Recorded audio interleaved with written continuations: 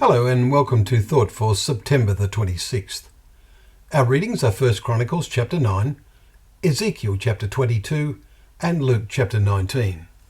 And our thought is, slaughter them before me. Today in the 19th chapter of Luke we read one of the last parables of Jesus. It is usually called the parable of the 10 minas, and a mina is an amount of money, which is said to be about 3 months' wages for a labourer.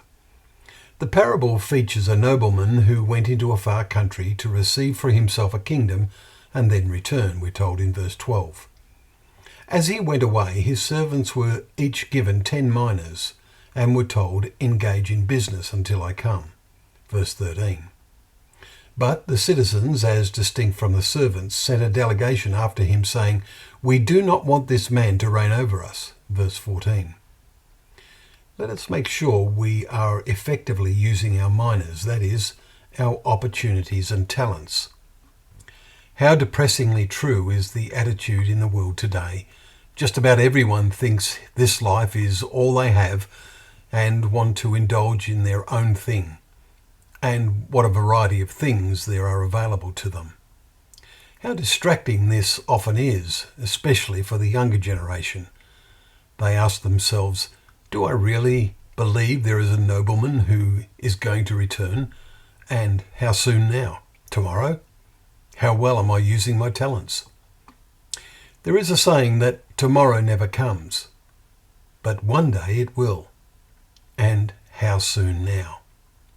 And then what of the citizens who do not want Christ to return to reign and prevent the continuation of fleshly, sinful ways which they enjoy?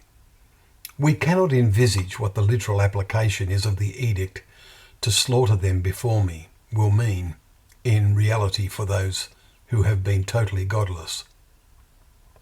The Lord gave Jeremiah an awesome prophecy saying, against all the inhabitants of the earth, which we read last month.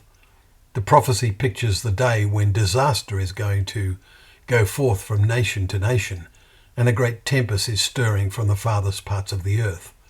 And those pierced by the Lord on that day shall extend from one end of the earth to the other. Chapter 25, verses 32 and 33. Is this the slaughter the parable is referring to? What an awesome time awaited those who rejected and crucified Jesus. How many would experience the destruction of Jerusalem?